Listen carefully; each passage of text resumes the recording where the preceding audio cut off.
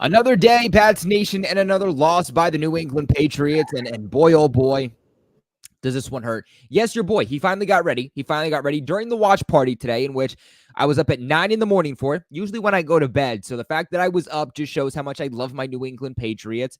We were up at 9:30, or we were up at 9. We were live at 9:30 for a watch party for the Patriots and the Jags. You guys would know I was still in my pajamas, man. I was in my little Patriots onesie. I was ready, man. I was ready to take on the day. I was ready for a Patriots win. I was ready to have a good Sunday. I had a good weekend, Rob. I had a good weekend, and I was like, I'm ready to cap it off with a Patriots dub. Not going to mean anything because the Jags are one of the worst teams in the NFL. But you know what? We just need to get back into the win column. I don't care who it's against. And we were not able to even do that. Of course, guys, today's video brought to you by BetUS. We'll talk to you guys a little bit later how you can have a little bit of extra fun this upcoming football season and get a limited time exclusive deal. But Rob, before we get into today's video, I mean, how are you feeling? This is a game we were supposed to win. You know, you and I said it. We were kind of expecting the win coming into this game, which I don't feel like was stupid on us. The Jags were favorited, but this is a game that the Patriots should have won. You're in London. You're on the road. You showed some promise last week. You played one of the hardest teams in the league last week in the Houston Texans, and you're not able to build upon it. You're not able to build upon it, and that is now the sixth straight loss the Patriots have in a row. That is the most currently in the NFL. The Patriots have the lead. It's also the most consecutive wins in a row since 1993 for us. So this is just something that's pretty. It's not normal. Even in last year, in a season that was just so porous, we didn't have 6 games in a row which we lost. And I mean, honestly, say we don't get the Bengals week 1, and we know what the Bengals do. This could be an 0-7 team. Look, I woke up just like you early in the damn morning. I have closed at my job 3. Like, there's a reason why we're shooting this, guys, at 8 p.m. By the way, it is going back to normal. It's confirmed. I will go back to normal next week. But I was up early as hell for a game that, like, it started off. I was thinking, like, oh, we might have something here. And then it wasn't. Yeah, you had a glimmer of hope to start the game because you come out and the Patriots get the ball first. And I actually like that because if you look at the first 2 weeks, the Patriots got on the board first. It seemed like when the Patriots dominate time of possession, they have a lead, they get on the board first. This is a team that is able to come out with the win or at least stay competitive. And so they go down, they drive down the field. They take up like 6 minutes and some change on that first possession. They punch it into the end zone. Then you give the ball to the Jags. They punt. You're able to bend but don't break. Then you're able to turn that into more points. You go down the field. You get 3. Should have really been 7, but they only end up getting 3. They kind of stall out there in the red zone. Patriots go up 10-0, and you're like, this is the first quarter, and the New England Patriots have already. Brother, I literally was like, okay, my prediction is going as per plan, which kind of went as planned. I just predicted a win. They did everything as far as the homework goes of doing everything I said they were going to do. I said 240, right? 240, 2 touchdowns, 40 rushing yards. No, 250, I said. We went above this, 276, 2 touchdowns, just not a freaking win. I don't know, man. Again, like, it's you come out with the lead. You're dominating time of possession early. And it looks like, you know what? Yes, this Jags team is not good. Yes, they have deficiencies. They were the worst, not run defense, but the worst secondary in the NFL. They were also the worst team in terms of being able to contain mobile quarterbacks. This seemed like a game that Drake Maye was going to go off for, maybe gets a rushing touchdown, has maybe like 50 yards, 40 yards on the ground. I thought this was going to be a big day for the team, and that's really how it started. The philosophy that we've seen in the past on how this team wins game is the exact philosophy that they started off with early on in this game. But unfortunately, after those first 3 drives, after you go down, you get 7. Give the Jags the ball, they punt. You go down and you score 3 points. After those first 3 drives, they stalled out and they were terrible the rest of the game. It really does seem like they schemed it up offensively and defensively for the first 3 drives. And after that, everything hit the fan. And Rob, we have a lot to get into. Like, we're going to break down each player. We're going to break down the positions like we usually do. But before we do that, I think we need to hit on the much bigger picture and the question that I think a lot of people are having right now. Yeah, and this one right here. Gerard Mayo, this shit pisses me off. Because at this point, I think you have to, yes, the talent isn't there, But a lot of this at this point is on the coaching staff, and it is a lack of discipline. We've been saying this for a long time because of penalties, but Rob, the lack of discipline is more than just the penalties at this point. It's these players, these guys going out thinking that they're untouchable. How many instances have we seen? I mean, Jabril Peppers with the police. Now we have Christian Barmore going on with the police. Then you have Javon Baker posting on Instagram, Tyquan Thornton posting on Instagram, Jalen Polk posting on Instagram, like Jalen Polk too. All of these guys posting on Instagram thinking that they're untouchable. You have these young players. You're building a new philosophy, but you have these young players, these new players who are coming in thinking that they can do whatever because you're not disciplining them. Drake Maye is more of a bro that they can push over than an actual guy that's going to come in, lead them, and discipline them when they need to. Direct these young players. And I think it all comes down to a lack of discipline. And I don't mind a coach that has discipline. I mean, we've seen like the Pete Carrolls of the world that can be a player's coach. But sometimes you got to be firm. And if it means you got to put your foot down in some capacity, then do it. Jalen Polk and all just bench him at this point. Like if he's going to start sending out cryptic things, bench him, send the message. If our offense sputters, we're 1-6 to begin with. You need to send a damn message and stick with it. What was it, 2 weeks ago? Ramondre Stevenson was having fumbling problems. What did we do? We benched him for what? A drive? And then he's back out there in full capacity. And it worked out in the end. But at the end of the day, you didn't set any sort of precedent.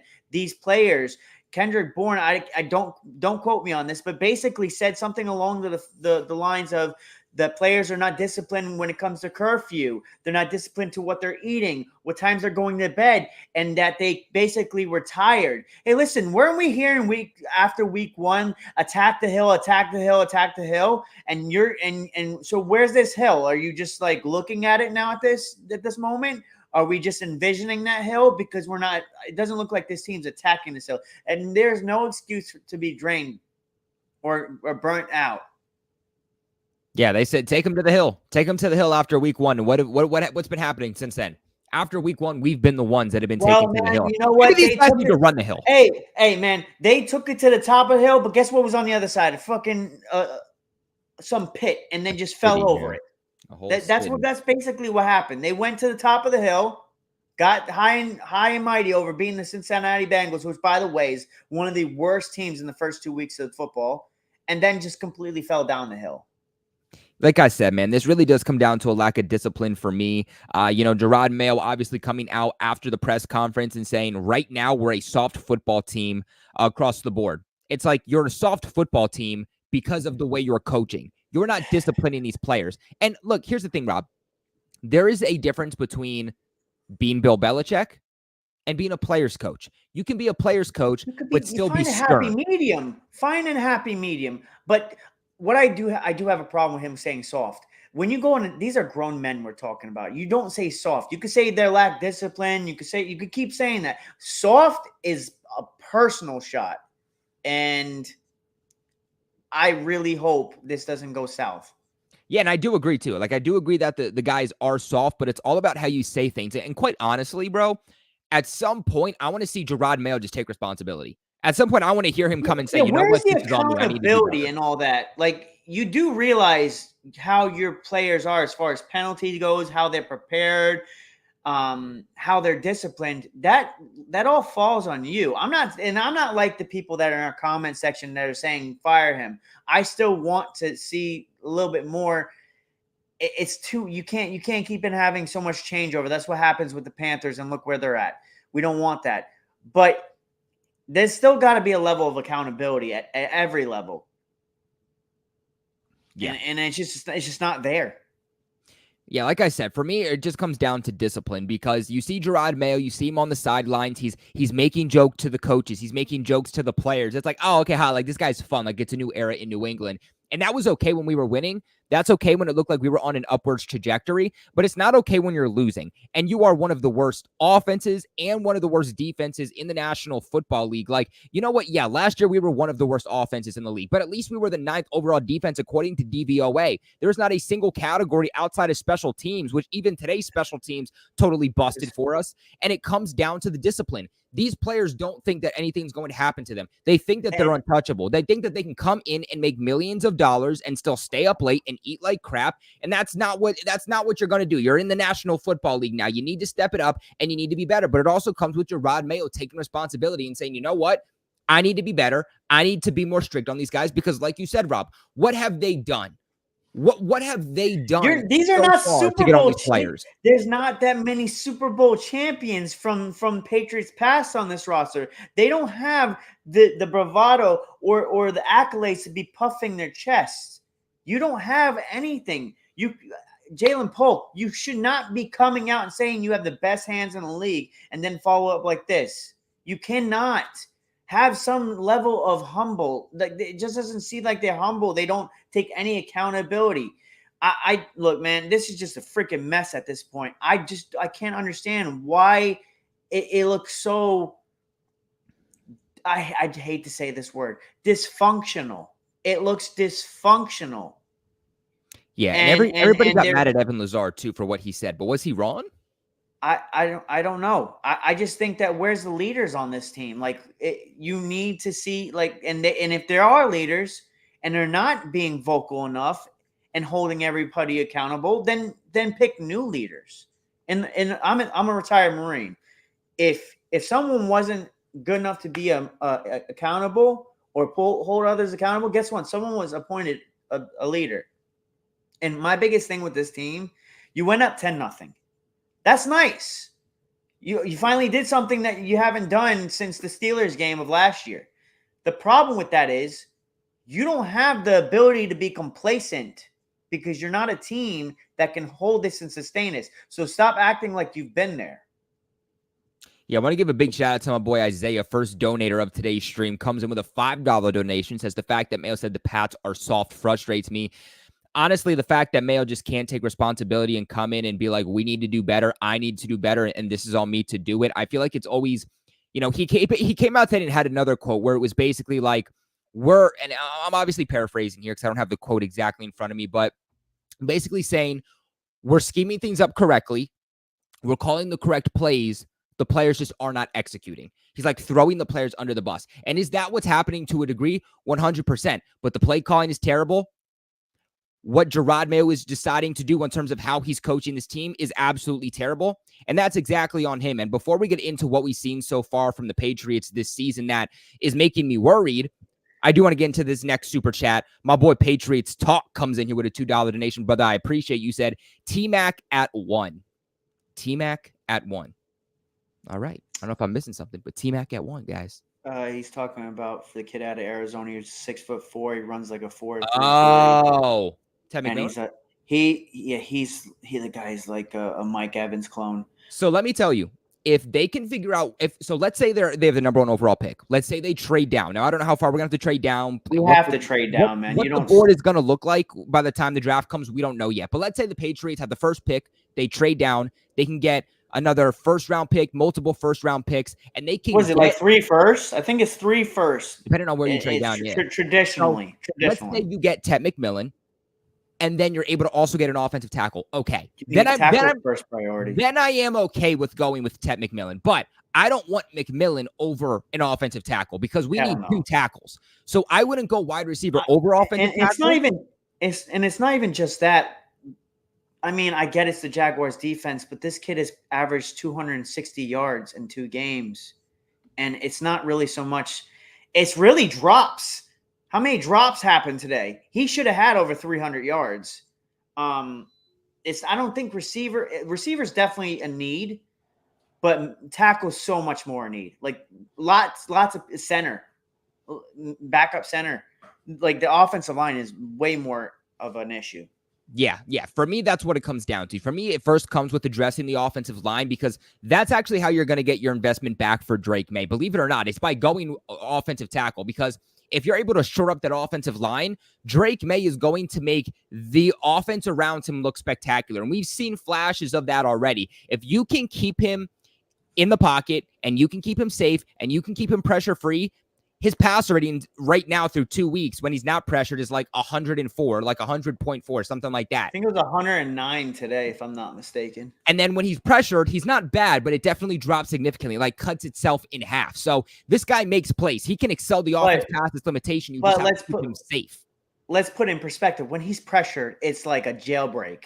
It's not like a normal kind of pressure. He's like they're in his grill completely within a millisecond. Patriots Talk comes in and says this tackle class isn't good. So I think the tackle class isn't good as it goes on. Like maybe, and yeah, there's a lot to still see, but maybe the tackles aren't worthy of like a top 3 pick, maybe not a top 5 pick. They're saying Will Campbell's like a guard because his arms are shorter. There definitely are tackles that are worth taking in the first round in this draft. Now, I've actually been lower on Will Campbell since the collegiate season has started, the college football season has started. I think Kelvin Banks, by the time it's all said and done, I think Kelvin Banks is going to be the first offensive tackle off the board, and I feel very confident in that. But then go get him. Like, I like Kelvin Banks. Kelvin Banks is a first-round tackle. I think he's going to be the first tackle off the board. But they are saying that it's a pretty – I mean, we have – both of us neither – we have tried to stay positive with this Patriots. We haven't done our deep dive into the draft. But how many times too, Rob, have we heard about this theory on like his arms are too short, so he can't play tackle? He's a guard, and it didn't matter. Was it is it the left tackle for the Chargers? Doesn't he have shorter arms? Joe Alt? No. That's the other one. I think he's on the right side. Oh, I forget his name. He supposedly has shorter arms, and he's doing fine. I know who you're talking about. I mean, there's a lot of guys who have short arms and are fine. So I'm not too worried about it if that's what it comes down to. But I still think Kelvin Banks is going to be OT1, and they'll be in a perfect position to get him if they really want to anyway. So, me personally, I'm really not all that worried. But, Rob, we look at what Bill Belichick did when he was here. And he was nothing close to a player's coach. I mean, if you did something wrong, you fumbled one time, you were in the doghouse for the entire season. And I didn't agree with that. When you're a team trying to win games, you need playmakers and you're benching your rookie playmakers because they fumbled one time. It was the dumbest thing, and I didn't agree. But then you have the exact opposite right now with Drake Maye. Like you mentioned, a couple weeks ago, you benched Ramondre Stevenson because he fumbled in 4 straight games. He lost the previous 2. And you come out and you say that Antonio Gibson's going to be your lead back and Ramondre Stevenson was going to have to sit back and re-earn it. You sit him for a drive, and he ends up being your number 1 bell cow running back with the most rush attempts by the end of that game a couple of weeks ago. Now, obviously, it helped the Patriots in the fact that they did that. Ramondre went off. He was a big reason on why the Patriots were in that game to begin with. But nonetheless, if you're going to go out there and you're going to create this narrative, you say you're going to discipline a player, you discipline a player. There are things happening within this organization that if Bill Belichick was here, would never happen. These players wouldn't be here right now. Now, granted, I'm sure Drake Maye, too, also would not be here if Bill Belichick was here. Like, let's not say that it's a mistake that they fired Bill Belichick, because that's not what we're saying. It was when we said this last week, too, so we're not going to get into it. But the lack of discipline is the reason why Christian Barmore is out there in the media talking about the police and going off on them and all this stuff, has to issue an apology. Jabril Peppers is dealing with all these issues with substances and his girlfriend or his wife or whatever that situation was, which is why he's not playing football. You have Tyquan Thornton posting on Instagram after he was inactive. You got Jalen Polk posting after he has a horrific day, goes out before this game and says that he has the best hands in the league, despite us all knowing that he doesn't. Now, I honestly don't even necessarily have the major issue in Polk saying that, just because sometimes it's all mentality. Yeah, you want them to be confident, but like, if you're gonna talk, Rob, if you are going to come out and you're gonna talk to the media, you better be positive that you are gonna go out there and make sure you live up to your word. He comes out, Rob, not even a week later, a couple of days after he says that, and has the worst game of his just football. The worst game of his football career. And that's why you don't talk to the media. Don't talk about it. Be about it. And he was too busy talking. He's too busy posting on social media. Javon Baker has had multiple instances now where he's posted on Instagram, one of which also was with law enforcement. And he got in trouble too. It is a lack of discipline. These players can do whatever they want, and Drake Maye's not doing anything. At some point, Drake Maye needs to take responsibility and say, I can discipline my players without being Bill Belichick.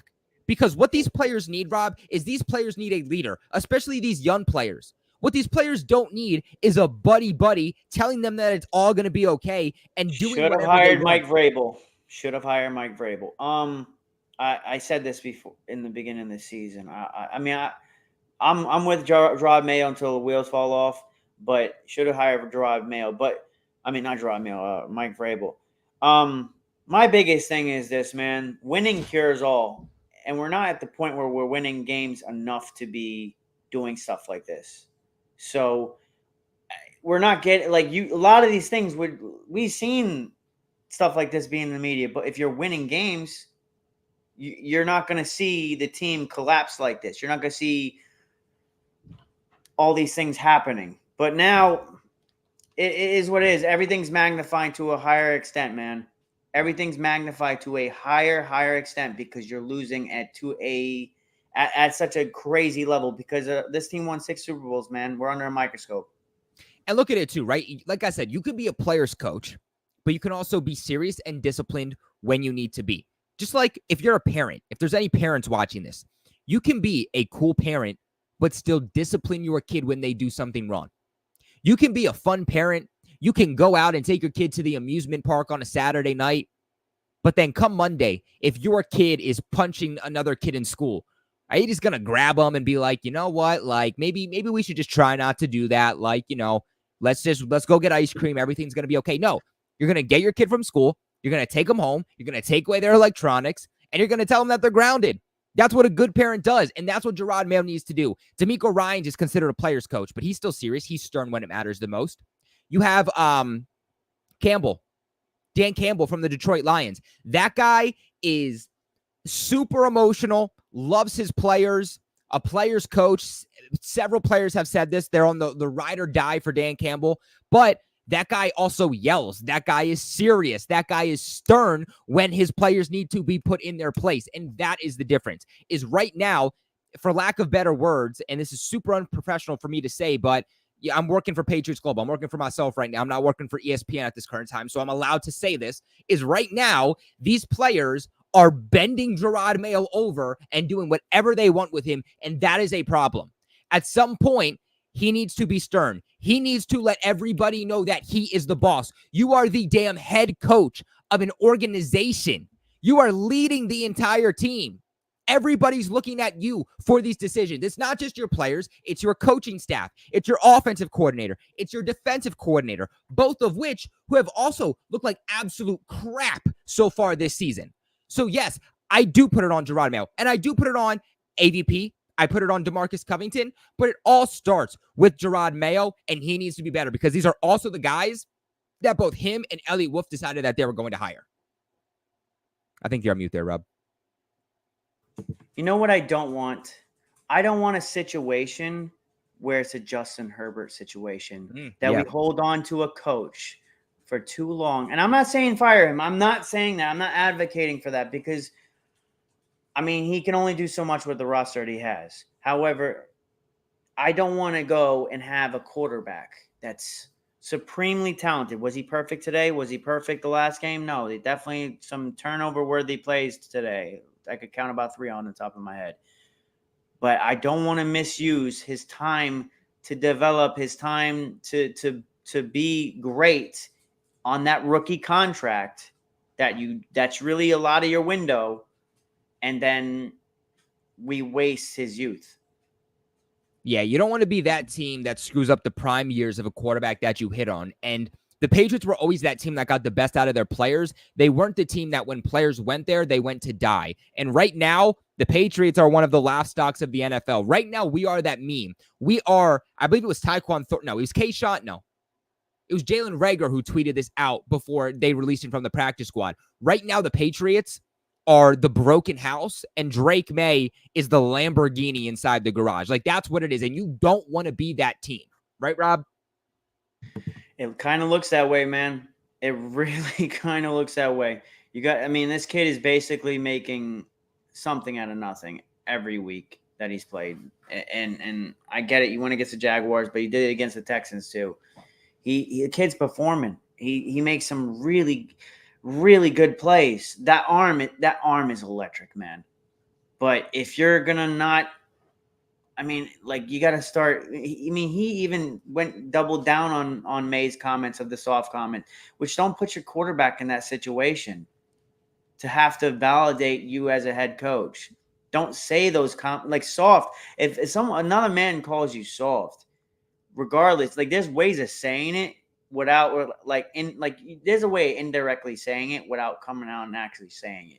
Because if someone's basically crediting who you are and what you represent, nah, that's a no-go for me. I didn't appreciate those comments, to be honest. Yeah, and don't get me wrong. I'm not here telling you that Jerod Maye was a bust. It is 7 weeks, okay? Let it take its course. He's the second youngest head coach in the NFL. We still have to see what he has. Sometimes you have to learn from your mistakes. And as long as he can learn from mistakes, that's all I care about. I don't care how low he starts. Yeah, but my biggest thing is, though, I want to see him fired up on the sidelines. I don't want to see him basically looking off in the desk. Where's the emotion? I want to see you fired up. Because if I'm not going to get Bill Belichick, the mean stoic man that he is, I want to, and you're supposed to be a guy that can bring out a motivational guy that can show me why we brought you in to be the head coach. If you're not winning games, I want you to pull a page out of Dan Campbell's book and be fiery a little bit. Because if you're, what are we doing here? That's what your players are going to feed off of too. I want to see something, and start benching whoever you have to bench. At this point, it's 1-6. The playoffs are out of the picture. Not that we were going to make it anyways, but do something. Yeah, I agree. And like I said, I think your players do feed off of that. I think they feed off the energy that you're going to put out there. And right now, he's just not really having energy. He's coming out there and he's talking. He's smiling. He's there when everything is good, but then when it's bad, he's just kind of standing there awkwardly on the sideline, not speaking. He looks like Eeyore from Pooh. Winnie the Pooh. Winnie the Pooh. Oh, bother. Yeah. Like, brother, can you give me a little bit more? I got you can be, but you're you're going to call the player soft, but what are you giving me? And I understand, too, because people are going to say, let's not judge him based off of a bad roster. And that's why I said I'm not here telling you that he's a bust through 7 games. But what I am telling you that doesn't have to do with talent is the discipline issues that we've seen from this team. That's what I'm talking about. But I'm also talking about the constant issues. We saw it through the preseason. We've seen it at times this season too. He just doesn't seem ready. He doesn't seem like he's ready to actually be an NFL head coach just yet. It still feels like he's more of a positional coach, and he was thrown into a position that he just wasn't ready for.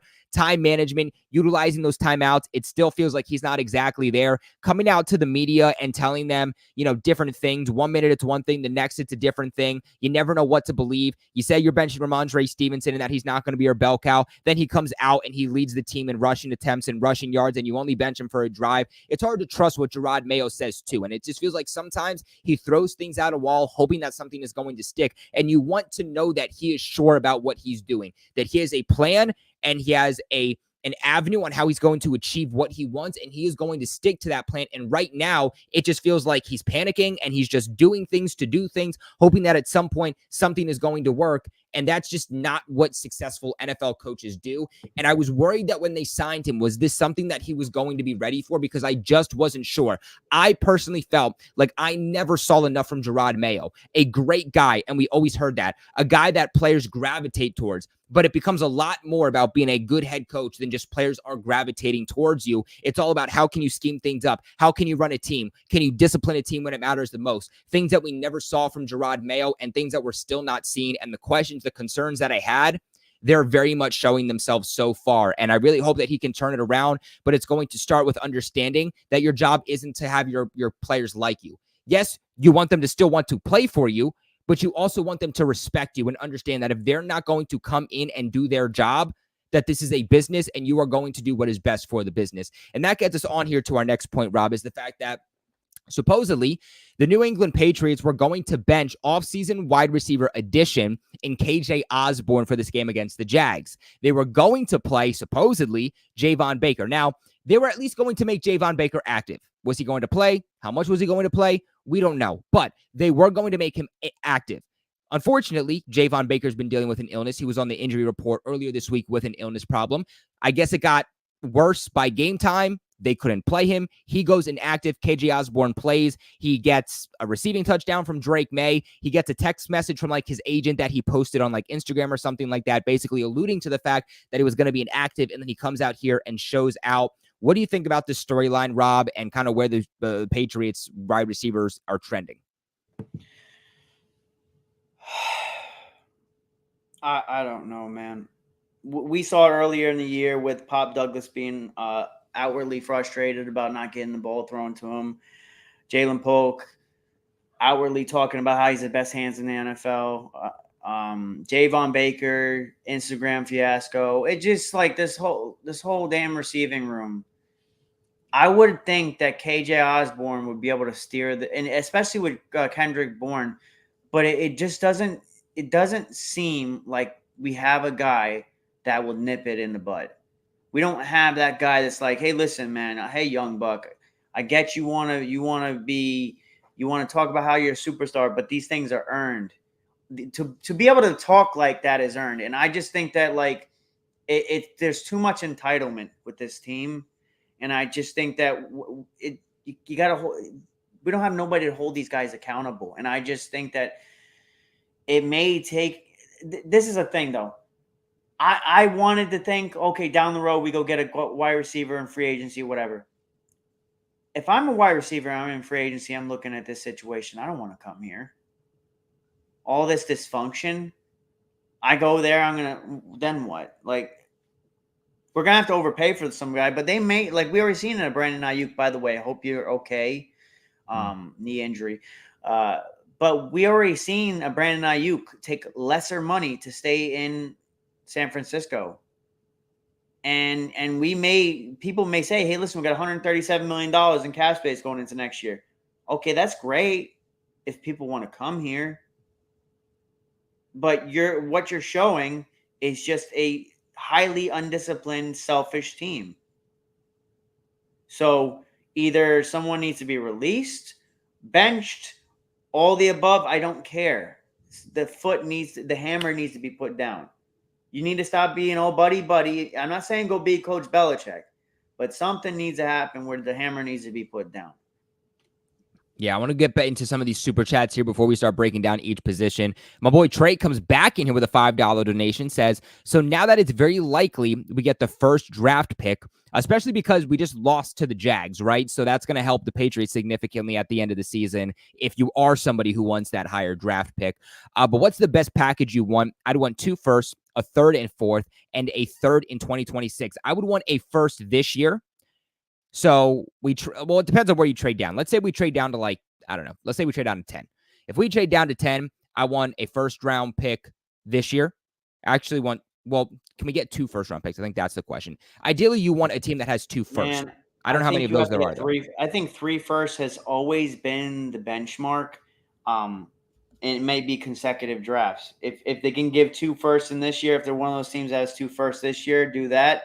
And then trade it first next year. And then whatever else they can, maybe that and then a third and a fourth.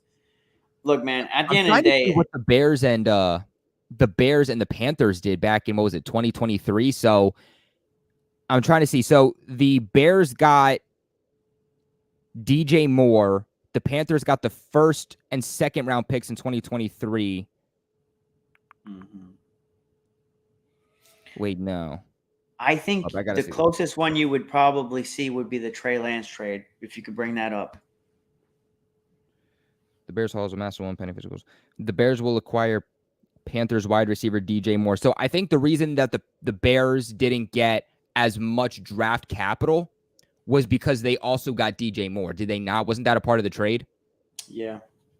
So they got a wide receiver 1. So essentially, what the Patriots could potentially do is they might say, if there's a player they really like, an edge rusher or a wide receiver 1, they might say, okay, well, how about you give us 2 first-round picks, or a first and a second and another second next year, and your top echelon edge rusher or your top echelon wide receiver? I would probably take the edge rusher because I think our receivers are pretty good right now. I think obviously you're going to need a wide receiver 1. But we are obviously suffering at pressuring quarterbacks. Well, right now it wouldn't. So if the season ended today, the Patriots wouldn't be trading with 10. That's the Jets. Absolutely not. So you're probably looking at maybe 7. What about like the Raiders? Where are they at? The Raiders are at 7. The Giants are at 8. Yeah, they're going to have to trade up. And I'm telling you, I think it's like at least 3 firsts. It's like to jump the point. I don't remember what the point system is, but to get from 7 to 1 is like a huge jump.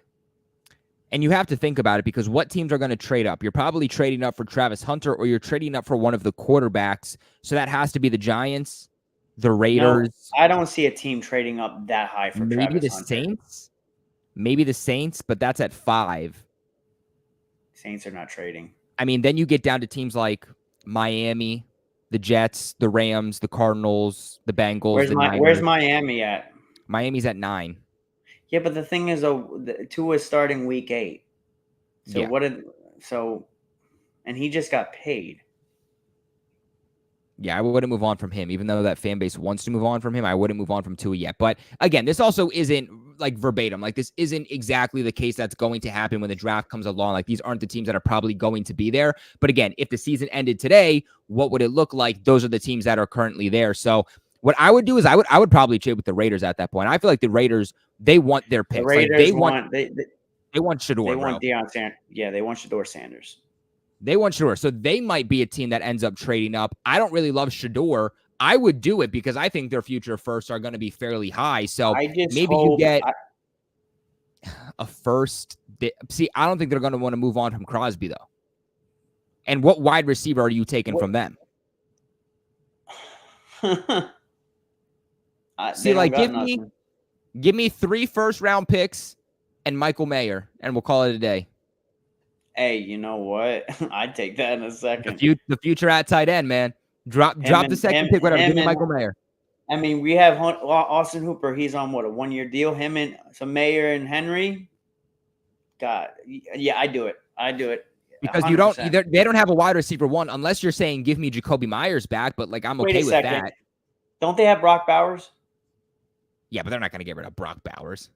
Well, you want the first pick. Yeah, but at the same time, too. No. Beggars can't be choosers. Beggars can't be choosers. My biggest concern is if they see the call from Brady and Kraft picks up the phone. You better not. Elliott Wolf snatch that damn phone away from Robert Kraft. See, I don't think I want Brock Bowers. I would say Crosby too, but isn't Crosby? He doesn't want to be a part of a rebuild. He already said that out in the media. Unless you can, even though they're in a rebuild.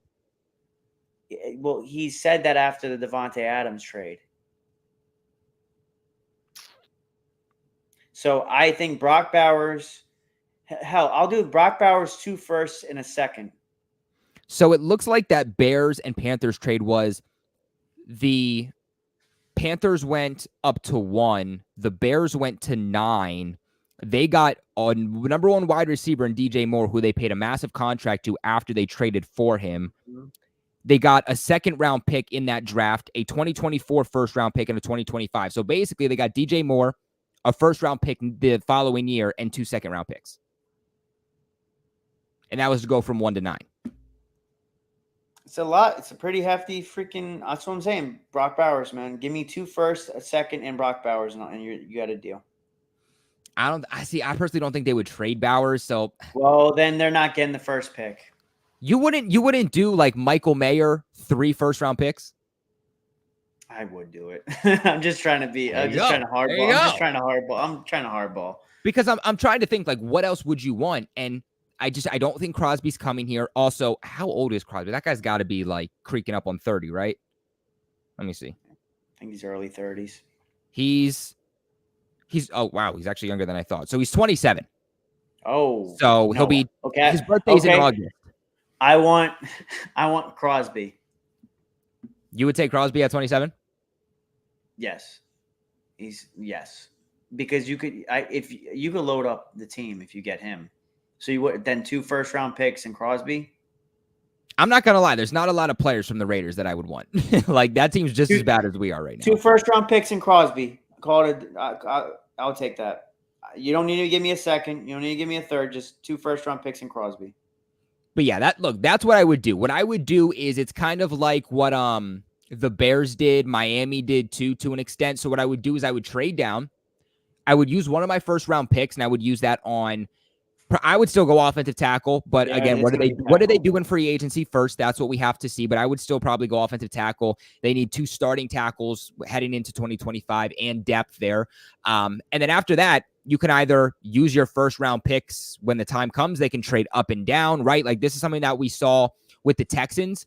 When they drafted CJ Stroud, they had extra draft capital when I believe it was they traded Deshaun Watson, and they used that capital to trade back into the first round, and they get CJ Stroud and then Will Anderson on the defensive side of the football. So you could also do that, or you could do what Miami did. What Miami did was they traded down, they get Tua, but then they use one of their first round picks on Tyreek.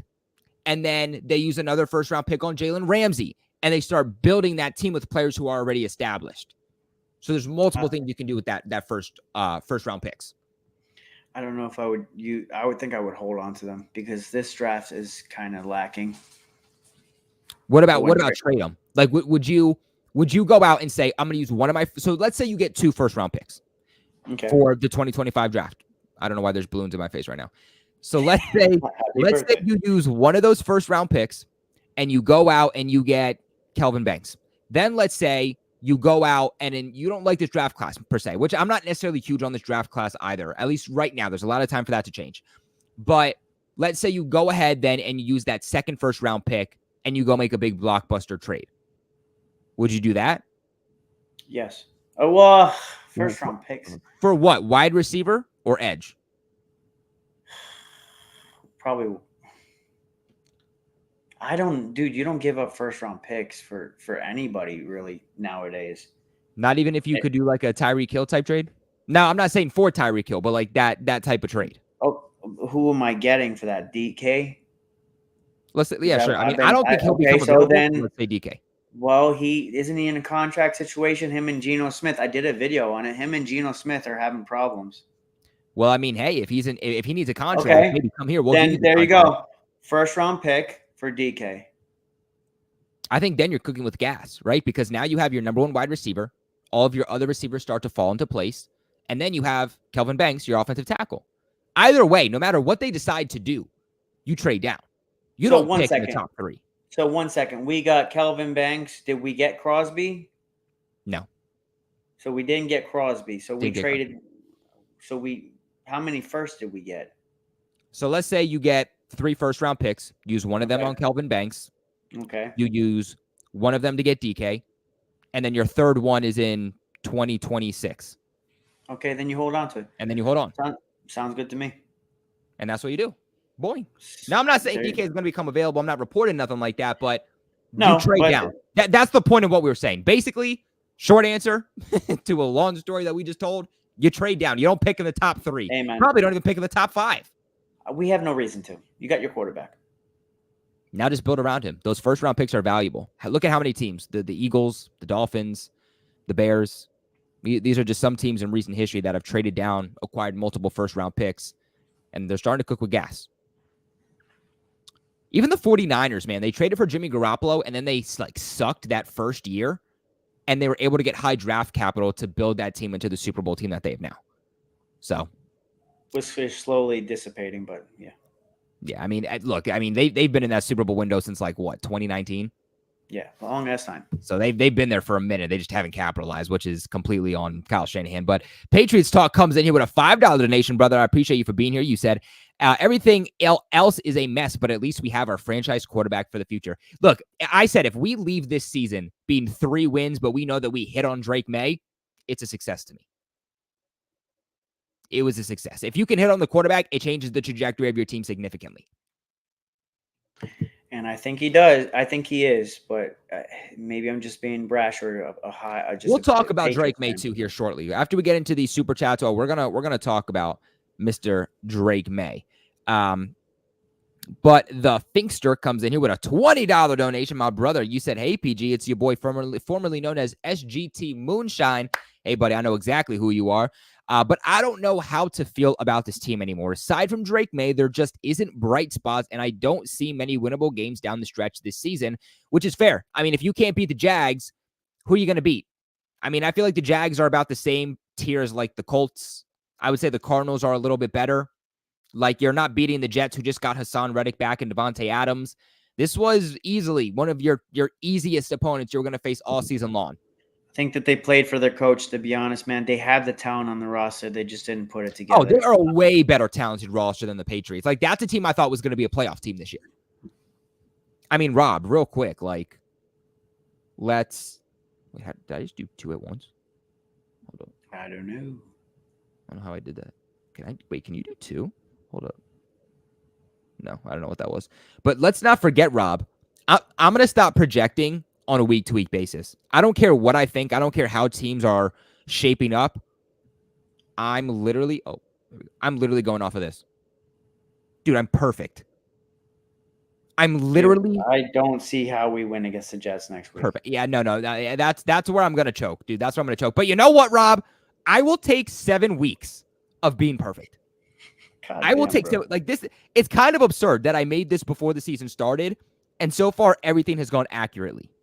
Now, again, yeah, this is probably where we kind of shake this off here. But can you imagine if we beat the Jets next week? If we beat the Jets, then I'm pretty sure, like, I have a voodoo doll, but the voodoo doll is like this schedule that I made.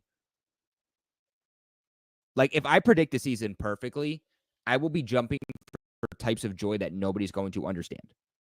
I will have people coming to me, paying me to tell me what their future looks like. Money bargain right there, baby. Money bargain. Let's get into a couple of these last donations, though. Trey comes back in here with another $5 donation. Says that trade also factors in that this quarterback class isn't as good as last year, so there isn't as big of an incentive to need to trade up, hence the smaller offer. Yeah, right. I mean, like, if you look at, what was it, 2023, the quarterback class was better than 2022, but people weren't in love with it. There were questions about CJ Stroud. Bryce Young was supposed to be the best quarterback in the class, and he was obviously going the first overall. All you need is for Shedeur to go off. One of these top quarterbacks to go off and look like a superstar. Because if that happens, you bet your butt there's going to be teams that are competing with each other to try to trade up to that spot with the Patriots. Because there's a lot of teams, man. There's a lot of teams that need a quarterback and didn't get them. The problem is Colorado, a lot of their roster is starting to get injured. But there you go. He's also starting to do this by himself, basically. And if he does it by himself and they're still successful, his stock's going to go up. The way that I see this is it's not a great quarterback class, but if there are 1-2 quarterbacks at the top of the class, teams are going to trade up aggressively in order to try to get that 1 or 2 guys, right? Like, if that's your guy, you're going up and you're getting that guy. And there are a lot of teams right now that want Shedeur, from what I'm hearing. There are a lot of teams Shedeur, Ward, and Ewers are pretty much going to be the top 3 guys. Yeah, so that's something to factor in, of course. Something to factor in. Let's see. The Finksher comes back in with a $5 donation. By the way, buddy, a $20 donation. That's my boy right there. Appreciate you, bro. Appreciate you. You said, I would love to get Crosby and 2 first-round picks. Dude, I feel like you rob them. Yeah, I mean, you rob them if that happens. But I feel like they're going to look back to that trade. Well, I have to see what age DJ Moore was at the time, but they might look at it and say, we'll do a similar trade with the Bears. Like, we'll give you 1 first-round pick, Crosby, and 2 second rounds.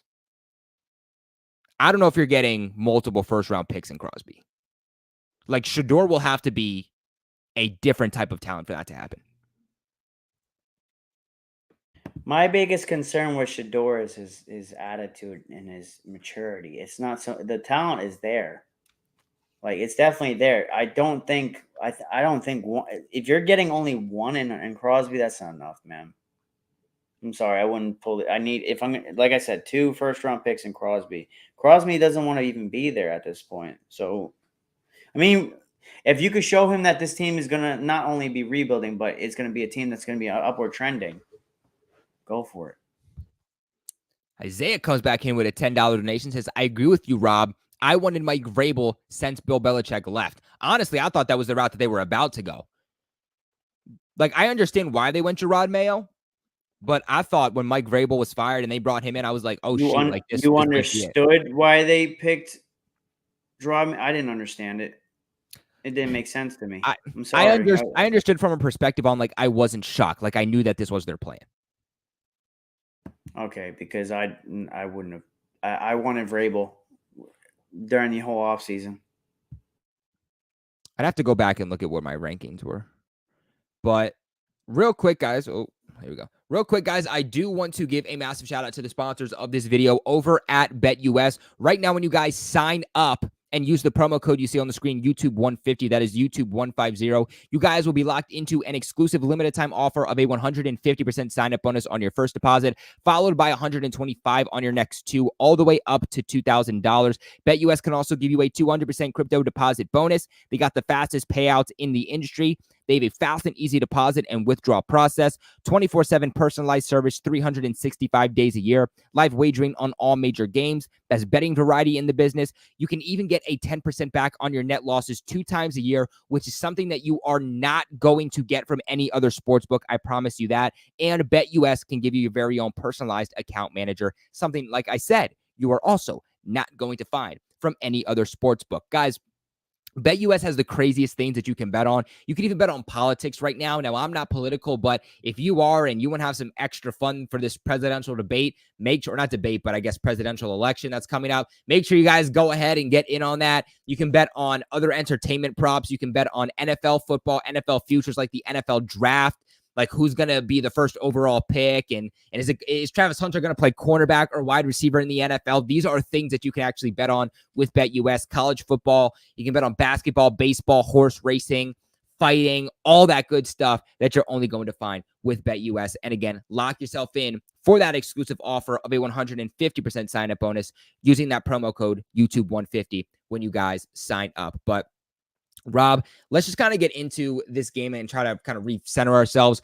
What were your thoughts about Drake Maye in this game? And I know we alluded and kind of touched upon it a little bit, but overall, what were your thoughts on the second start from Maye? I think it was better, but he got it's not perfect. He definitely wasn't perfect. I thought he was good, not great.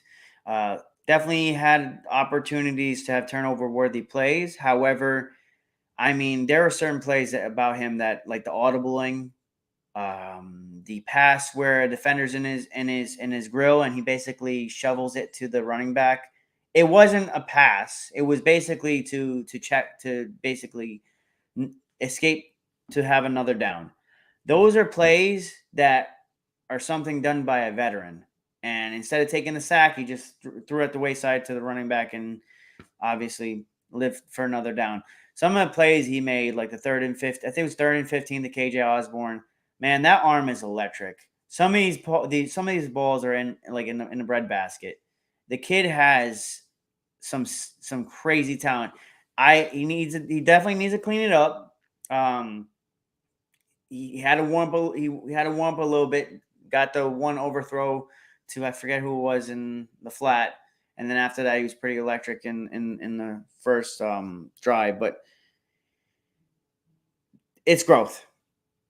So that's all. It's growth. It's better from this week. I just think that there was a lot of plays left out there. We got the first touchdown, and then after that, it took a little while to get that second second touchdown. That was concerning for me. Yeah, and if you look at Drake Maye in this game, about a 70% completion rate, 26 for 37, 276 yards, just under 300 yards for yet again another week, 10.6 yards on average, 2 passing touchdowns, which puts him at 5 total passing touchdowns through 2 weeks, 0 interceptions and 2 sacks, overall rating of 109.7. I will say, like you alluded to, good game, another step in the right direction. You got to be in a good mood. You got to be in a positive direction with where Drake Maye is trending towards with this team, but not perfect still, right? I mean, he had 2 interceptions last week. He should have had another 2 interceptions this week. Should have had 3 today. If at least 2 were in their hands. The Jags defenders had any type of hands, they would have made those plays. I mean, and you can see why they're defensive backs, because those things were right to them. The first one was just kind of this concentration juggle, has it in his hands, takes 2 steps, and then it bops out. It's not an interception. The other one goes straight into the guy, hits his chest, flies out. That was another one that was on him, but 2 terrible passes there. And Drake Maye, again, should have been at 4 interceptions already through 2 weeks. He has to make sure he limits those bad plays, because when you start playing against these better teams, these more elite top echelon teams, and not the Jags, who have the, again, worst secondary in the NFL, you're going to play against defenses that are going to make those plays, and it's going to hurt you. So he has to make sure he does take care of the football a little better. He isn't just flinging the ball around. It's great when a quarterback can be accurate. It's great when a quarterback can throw for 5 touchdowns and 400 yards, but when you're doing that, but you're also turning the ball over constantly and consistently, it puts your team in a bit of a bind to where you're not going to win a lot of games. Just like Jameis Winston with the Buccaneers. I mean, he led the NFL in passing yards in, what was it, like 2018, 2019? Passing touchdowns and passing touchdowns too, but they didn't make the playoffs. Why? Because he also led the league in turnovers and interceptions. So that's something that Drake Maye definitely needs to work on, but you also have to understand the supporting cast that's around him. He's also 22. Better. He's also 22. Him audibling at the line, him tossing it to the running back, not tossing it for it to be a catch, tossing it so basically it's down while defender. Those are veteran type moves. So there's something there. It's just clean it up, but it's better now than 3 seasons from now. So it's definitely in the right direction. Not to mention the fact too that, I mean, this is only his second start. This is only Drake Maye's second start, and he's already looking as good as he is. Like, he's going to be on an upwards trajectory. This is the 7th offensive line combination in 7 weeks. This is the 2nd offensive line combination he's worked with, and another offensive lineman goes down with injuries. Layden Robinson goes down with an ankle injury in this game, and Drake Maye still finding ways to work around it. Pop Douglas, I believe, also went out of this game at one point. He was dealing with an illness heading into this game.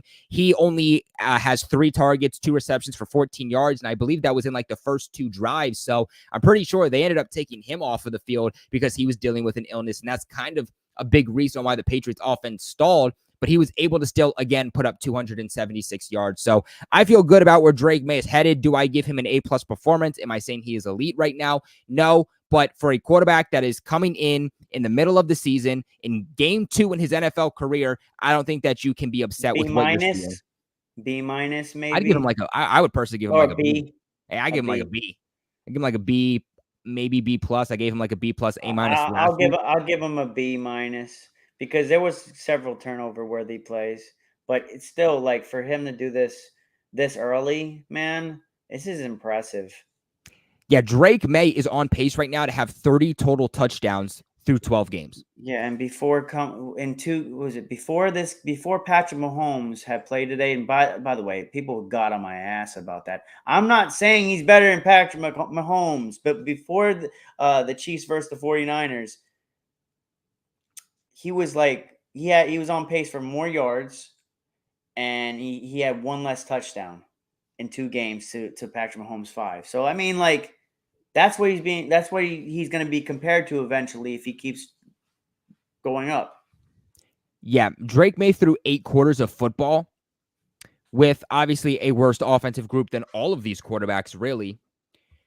He had 1 less touchdown pass. 1 less touchdown pass than Patrick Mahomes, Justin Herbert, Jalen Hurts, Jaden Daniels, Daniel Jones, and Geno Smith. See, I told you. I don't just make these things up. Yeah, it's an absolutely absurd statistic, especially when you look at the supporting cast that he's given. I think this is just another game. Kelce.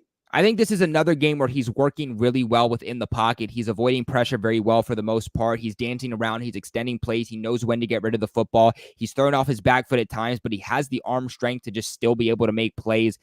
This is what you thought when you drafted Drake Maye. You're getting the product that you thought you were going to get when you drafted him. And now that you have that product that you were expecting, now you just got to build around him. And that's why I said give him an offensive line, because Drake Maye can be a magician. I didn't think he was going to be this good this early.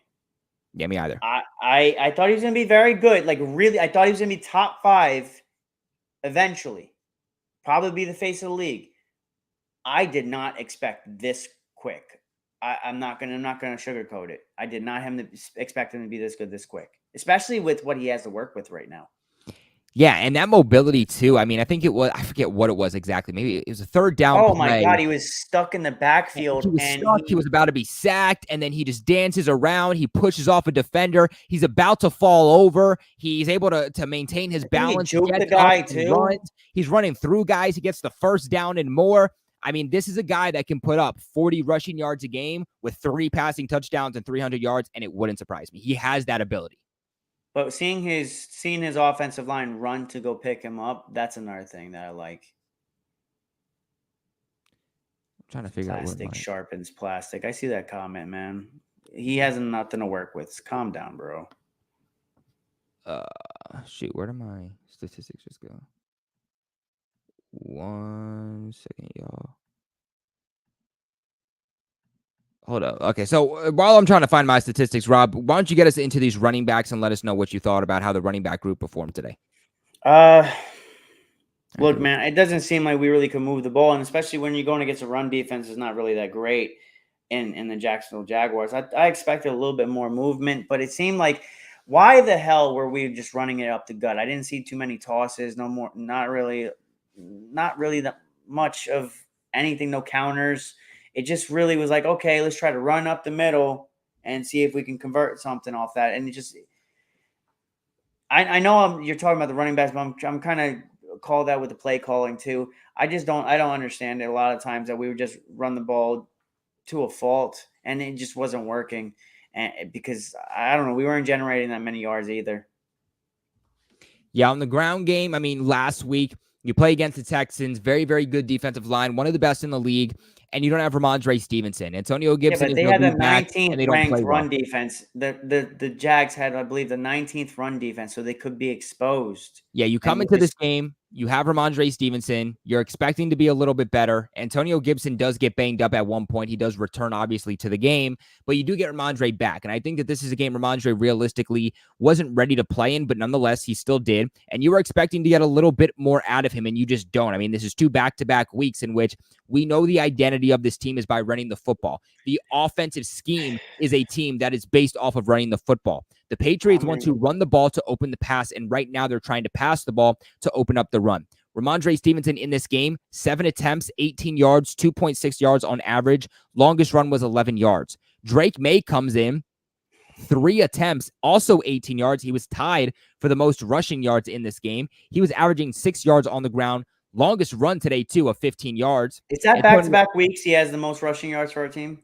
Yeah. I mean, he last week he led. This week he was tied with Mondre.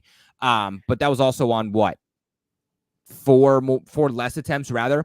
Gibson comes into this game, 3 attempts, 4 yards, 1.3 yards on average. And JaMychal Hasty, really liked what I saw through in the air, but on the ground, really didn't do anything. Longest run was 2 yards, but he gets 2 attempts for negative 2 yards. My biggest thing is what I've been saying for the last 3 weeks. Elevate Kevin Harris. Like, what are we doing? He's a sledgehammer. Let him run. Like, am I wrong for thinking we should bring out Kevin Harris? Like, I've been advocating for this for the past 3 weeks. If Ramondre Stevenson is not healthy, you just paid him. Let him rest a little bit. Go bring in Kevin Harris and give him a break. No, I agree. I've been saying that they should elevate Kevin Harris. I thought that was something that they were going to do last week, but the guy's hard to tackle. If Ramondre isn't healthy. If Ramondre really isn't healthy, then yes, elevate Kevin Harris. But if he is, and he's going to be a big part to your game plan, then obviously you don't elevate Kevin Harris. But I'm just surprised because they only give Ramondre Stevenson 7 carries. In the first few weeks of the season, they were giving this guy on average just over 20 carries per game, and now it's all the way down to 7, and he led the Patriots in overall rushing attempts today. It just feels like they're going away from the run. And the Patriots, they had a lead. They had a lead early on, 10 points. It gets away from them, but then they're able to shrink the margin. There were many opportunities for this team to run the football, and they just didn't do it. Now, I understand it seems like every single time this team was operating at the line of scrimmage, they got killed. Every time they operated and they were trying plays behind the line of scrimmage, they were getting gashed. So that's probably why they went away from the from the run game. But at some point, you just have to stick with it. Week 1, Ramondre Stevenson, 120 yards, 119 came after the contact. This isn't a good run defense. Sometimes these running backs just need to get into a bit of a rhythm, and I just don't think they allowed Ramondre to do that in this game. At the end of the day, if you're just hitting the hole constantly with a sledgehammer, eventually it's going to open up. But I kind of understand why we went to the pass because look, man, if Jalen Polk doesn't drop the footballs, I don't know if that Kendrick Bourne pass was actually catchable. But I've learned that if it hits your hands, you have an opportunity to catch it. Yeah, that's There what was plenty of time. There was plenty of times, man. There was at least 2 or 3 passes to Polk that were first downs. One of them along the sideline, I'll give him that one. That's really hard to catch that, especially when you're basically getting hit in the back. But some of them were gimmies that he just wasn't catching, and those are drive killers.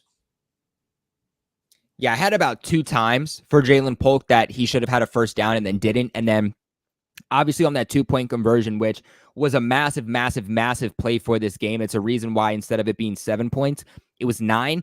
And what happened there was Jalen Polk just slips. It's not even that he just dropped the ball. He just couldn't even get out of his break. I didn't understand that 2-point conversion. I don't. It don't make any sense. I saw a lot of people upset about it. I think you take the field goal, and then if you get the ball back, then you go for the 2-point conversion instead of now, because that can be such a morale kill, man. Like you're getting back in the game, and then, I mean, I'm not going to blame Polk on that one, man. You slipped. It is what it is. But at the end of the day, I don't think it should have been a 2-point conversion. It shouldn't not have been called in the first place. Take your points while you can get them, and then if you get the ball back with 2 minutes to go, instead of having to throw the ball on 4th and 26, maybe you don't have. Maybe you're not in the 4th and 26. Maybe you're not trying to get. I don't know, man. It just doesn't. It didn't make sense to go for the 2-point conversion. Yeah, to me, I wasn't necessarily upset. I was definitely a little confused just because usually the philosophy of teams is let's take what's given to us, and then when we're put in a position where we have to do something, then we're going to do it, right? Like, okay, we're down by, I don't know. There was like 8 minutes left, though. Like, it didn't make sense, dude. Like, let's say you need a touchdown and a 2-point conversion and a touchdown and an extra point. Usually what teams will do is they'll take the touchdown and they'll take the extra point and then say, hey, if we're able to get the ball back, then what we're going to do is then we go for the 2-point conversion. Don't go for it essentially until you need it. And the Patriots kind of did the opposite there. I didn't necessarily hate it. Why? Because look, it doesn't bother me because at the end of the day, you were going to need to get it either way, right? Whether you do it now, you do it later, you were going to need to get it and it wasn't going to matter. The argument that I've seen from Patriots fans, though, is the fact that if you shrink the lead down to 8 points, it changes the way that the Jags are going to call plays because now it's a 1-possession game. Now they have to play differently because if you get the ball back, you have the opportunity to get into the end zone and tie the game versus where now you're down by, you missed a 2-point conversion. You are now down by 2 possessions. You're down by 9 points. You need to now get into the end zone. And you also need a field goal. You're down by 2 possessions, which opens up what the Jags are going to be able to do. Now their idea is let's just run out the clock. It doesn't matter if we get a first down. Let's just run out the clock as much as possible because even if we give the ball back with limited time, they're not going to go down and score and then have to give the ball back and then score again. Like that's just not going to happen. So it definitely changes what the Jags calling was going to be because of going for it there. But I don't necessarily think that it was like this game-changing, game-defying moment because, again, at the end of the day, whether they went for it there or they went for it later, they were going to have to go for it at some point. It was just a very strange thing to do. But, I mean, this also goes back to what I said before, Rob. The fact that Drake Maye doesn't necessarily seem to understand all the X's and O's of football, not understanding when to utilize timeouts. We saw it in the preseason. We saw it even during the regular season. Not necessarily understanding when exactly you want to call certain plays because of the implications that they're going to have throughout the rest of the game. This is clearly a rookie head coach, and the question is going to be, is he going to learn from it, or is he going to allow him to get fired? Well, thus far, it doesn't look like he's learned from it at all. But we'll see. It's still a long season. Yeah. But I want to get into your thoughts here real quick about the overall receivers from today's game. I mean, Drake Maye, like we said, he goes off. Drake Maye goes off for yet another game, almost 300 yards, but your leading receiver, Hunter Henry, who balled out in this game. I mean, I think this was like his second best game of his career, one of the best games of his entire career. 9 targets, 8 receptions, 92 yards. And then even Austin Hooper comes in 5 targets, 4 receptions, 32 yards. So overall, what'd you think about the receiving game today? Look, man, there was a couple drop balls. If they're caught, this is a different conversation. I'll leave it short and sweet. I thought Hunter Henry is doing what Hunter Henry does. He's sneaky, underrated, really good tight end. That fucking catch up the middle, Beautiful. my Beautiful catch, beautiful God, throw. And then to my bulldozer like 3 defenders God, afterwards. that catch was fucking insane. But this is what we expect from Hunter Henry. This is normal for this guy to do this. I think he's a top 10 top 10 tight end In the NFL. Jesus, that's alliteration at its finest. Yeah, easily. It's just drops by Polk and the drops by. Would you say that Kendrick Bourne's the pass to him was a drop?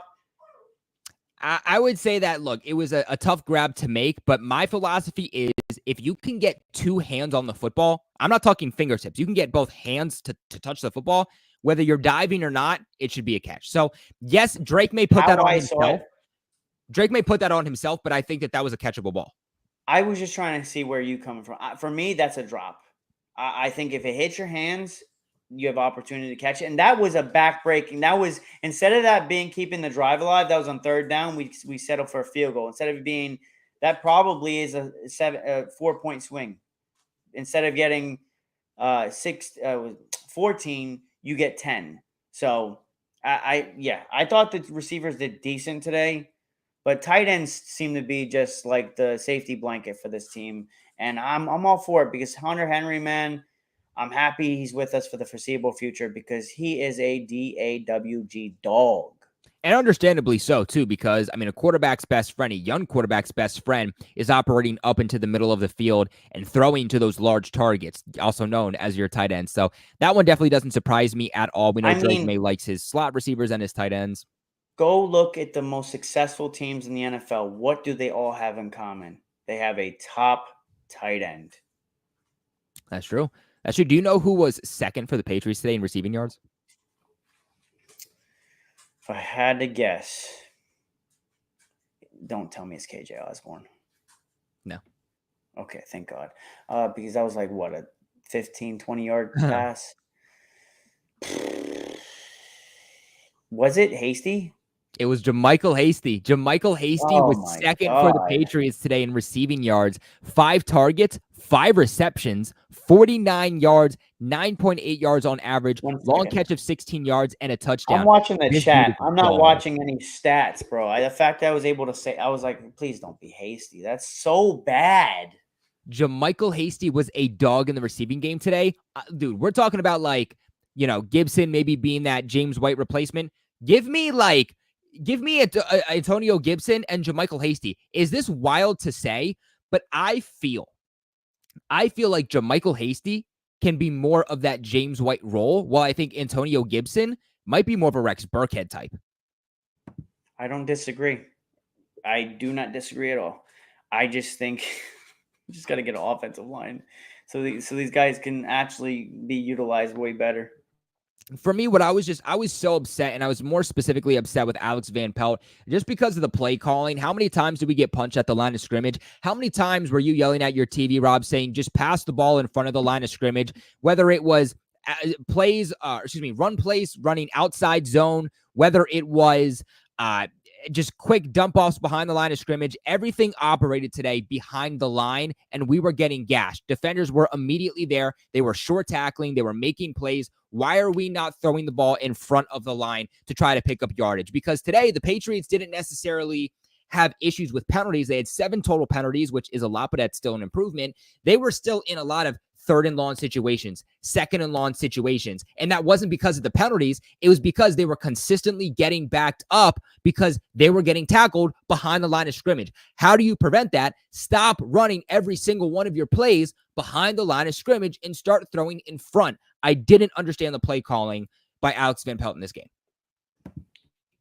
I wouldn't have minded some option plays, like something where you have Maye, a designed option play where Maye is running and he just pitches it to a damn running back. Something other than running it up the gut 100 fucking times, because that wasn't working the first 30 times you tried it.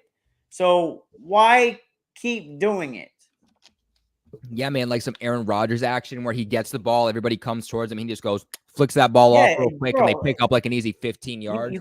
can't tell me he doesn't have the ability to do that, because he does. We have a player that has that capabilities. I just didn't understand, like, why the hell are we running up the gut so many damn times? I'm like, it's not converting anything. I don't think we got more than 2 or 3 yards off of a damn run play like that. So it didn't make sense to me. Yeah, just run a little bit more motion, start getting a little creative, start working on the Hell, timing do with some your end offense. arounds with the damn wide receivers. Yeah, Do something other, like, it's just predictable. it doesn't make sense to me. It's predictable. They're being very predictable. And you can be predictable when you have an offense that is good enough to be able to still make the plays. You know, if you can run an offense and be predictable, but as long as you have a good enough team to be able to pull it off, it doesn't matter. You can be as predictable as you want, as long as it is schemed up correctly and it is actually executed correctly. The Patriots aren't executing things correctly, nor do they have the talent, even if they do, to be able to run predictable plays. They need to become multidimensional, and they're not doing that. You know, early on in the season, they were. It seemed like as the weeks were going on, they were a little bit more creative. They had a running game to rely on to where the Patriots could run with Ramondre Stevenson and pick up 10 yards. They could pass the ball and still pick up yardage too, especially with Drake Maye out there. Could you imagine what Drake Maye is giving the passing game right now, mixed with like week 1, week 2 Ramondre Stevenson? This team would be in tip-top shape right now. I'm not saying a playoff team, but they would look like a much better team. The last 2 weeks that Drake Maye's been here, he's had to do everything through the air because he's had zero running game. Yeah, I can't make sense of it either, man. And that shouldn't happen. You think Drake Maye comes in and he gives you some type of spark offensively that makes you more multidimensional. If anything, Drake Maye coming in should help open up the overall rushing attack. Is he going to give it off to Ramondre Stevenson? Is he going to give it off to Antonio Gibson? Or is it a designed run for Drake Maye?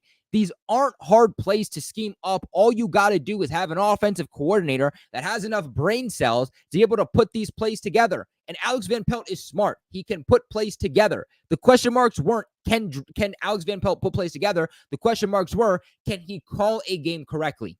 Right now, my questions aren't, can he call a game correctly? Right now, my questions are, can he even string proper plays together for this offense? I don't. It seemed like to me that we used all our good plays on the first like 2 drives, and outside of that, it seemed like, yeah, you had some third downs that could have been converted by Polk, but it didn't seem like there was much variety, man. Do you think that this could be a situation where, and it's not going to be Jerron Mayo, we know this, but do you think that this could be a situation where we see either Alex Van Pelt, DeMarcus Covington, or even both of those guys out after 1 year? That's my concern, because I think we can't discredit what AVP's done in terms of developing Drake Maye. If he can just settle with being a quarterback's coach, I'm for it, which I don't see how he wouldn't, because nobody's banging down his door to go get him. So if he can settle with being a quarterback's coaching, or at least keeping him around in some capacity, I'm for it. And go get an offensive coordinator that really can hey, who's the guy that we had? He went off to the Rams, and we didn't offer him enough money. Connor McDermott? No, I'm talking about offensive coordinator. He was a tight ends coach here. Oh, Nick Caley? There you go. Go bring him back, man. Make him the OC. What do you think about? I'm trying to find the comment because it was a good question. S27 says, Robin PG, do you guys think that it's possible that Maye isn't setting the protection properly for these runs? So I would be surprised personally. Now, I do think it is ironic. Over the last 2 weeks, it's really taken a step off. But you know what also happened the last 2 weeks? We've had a new center. So I don't know why these balloons are going again. So look, to a degree, it is Drake Maye. But this isn't the Josh McDaniels system to where those duties are put solely on the quarterback. Those duties are actually put more so on the center. So I don't think that it's on Drake Maye. If anything, I think the question should be, do we think that Ben Brown has anything to do with calling things correctly based off of what he's seen? Because the center has those duties of switching things up and telling the quarterback what the defense is about to do, diagnosing what the defense is going to do, and then relaying it back to the quarterback. That's Ben Brown's duty. And Ben Brown When did he get his first start for the Patriots? At center? He got it last week. But I don't know. I would still be surprised if that was the case, just because how is he coming on and in passing situations, he's doing fine, but on like pretty much every single rushing attempt, it's not going well. And here's the thing too, is that it's not on Drake Maye or Ben Brown that they're just not running the football. The last 2 weeks, they're just not running the football nearly enough. Because for running backs to get going, they need to get into a rhythm. They need consistency. And the only way they're going to do that is by getting more opportunities on the ground. And right now, when you're not allowing your top running back to even get 10 carries a game, how are they ever going to get into a pattern? How are they ever going to get into consistency? How are they going to wear out that defense and start putting up big gains? They're not going to. But definitely a good and interesting question. Before we bring on these Patreon members, though, what are your thoughts here on the defense and how they performed today? Man, how many times do we have chunk plays? And we have said this how many weeks in a row now? The loss of Bentley or the loss of Christian Barmore and all these guys that can be run stoppers. Hell, the Peppers and his tenacious, just how he carries himself. That it's just it looks like the defense is flat. Am I seeing? Are you seeing it the same way I'm seeing it? There's no there's a couple of plays where guys are like half tackling. And I'm like, what are you doing? I don't know. I think if I wasn't impressed with the defense, and it's crazy to say this, and I can't believe I'm saying this, but do you think our offense is better than our defense right now? Yes. Is that a crazy thing to say? And it goes to show you, hey, listen, I don't want Belichick back, but it goes to show you what this guy was able to do with basically nobody. And maybe I think it's scheming, because I don't think Christian Gonzalez is getting beat over the top. I think that has a lot. We're not scheming up enough better plays on defense, and I just think that personally, I think our offense right now at this point is better than our defense, and that's crazy to say. Yeah, I'm trying to think, because last year they were the 9th defense according to DVOA. That was without Gonzo. That was without Judon. That was without Uche for half of the season. A lot of other pieces that they lost too. And that was with the hardest ranked schedule in the entire National Football League according to strength of the schedule. Right now, last time I checked, they were 29th according to DVOA, and they haven't gotten any better. So they're a bottom 5 defense right now in the NFL. And I think where it starts is that they are allowing opposing offenses ever since week 3 against the Jets to do whatever they want against the New England Patriots. And in large part, this is because of injuries for sure, but I also think it's because of the play calling. I mean, if you're just calling bad plays and you're just performing bad, then you suck. And I mean, the fact that Bill Belichick was able to make a team with many key deficiencies out for the entire season, a 9th overall defense, and you're here still dealing with injuries. And I'm not expecting you to be as good as Belichick, obviously, but you're still a bottom 5 unit in the NFL. I think that says a lot. And good defensive coordinators and good coaching staffs, they're able to work around injuries, because injuries are inevitable. And if you can't work around losing a couple of players here and there, and you need a perfect unit to have a good defense and play the style of defense you want, then you don't deserve to have a job in the NFL. I mean, in back-to-back weeks, the quarterbacks really didn't have to do anything, Rob. They really didn't. I mean, Trevor Lawerence, 193 yards. Last week, CJ Stroud was like 170. They have good completion. 3 games in a row of over 150 yards on the ground. That's the problem, right? Because these quarterbacks, they're not passing for a lot, but they're effective and they're efficient when they are. Their completion percentages are high. They're not turning the ball over, but it's the rushing attack. And when you are able to run the ball, it's opening up the pass. They're dominating time of possession. They're gashing out the Patriots defense.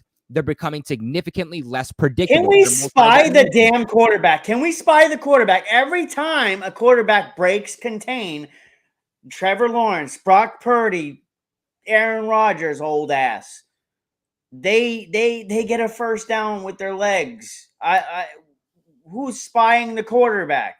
See, I'm not going to get on them too much, just because, I mean, look, it does happen. It'd be one thing if it happened all game long, but I mean, Trevor Lawerence had that one big rush on first down, but other than that, they did contain him. I mean, 2 rushes, 13 yards, 6.5 yards on average. So for the most part, he didn't really do anything. But again, this defense is allowing opposing offense to do whatever they want against them. And it starts with taking the rush attack away. You know, every single week, we used to say the Patriots are going to take away the receiving game. The Patriots are going to take away the rushing attack. Heading into week 3, the Patriots were the second best run defense in the NFL. They were the second best run defense in the NFL in all of 2023, and they're slowly becoming one of the worst. Every single week, a running back is rushing for at least 100 yards against the New England Patriots. Joe Mixon, in his first game back after injury, rushes for over 100 yards against the Patriots. The Jags today, they don't have Travis Etienne. He was dealing with a hamstring injury. You have Bigsby coming in the game, a name which most people don't even know. And he comes in 26 attempts, 118 yards, 4.5 yards on average, and 2 touchdowns. This is also another game where the Patriots are allowing the starting running back to average at least 4 yards on the ground.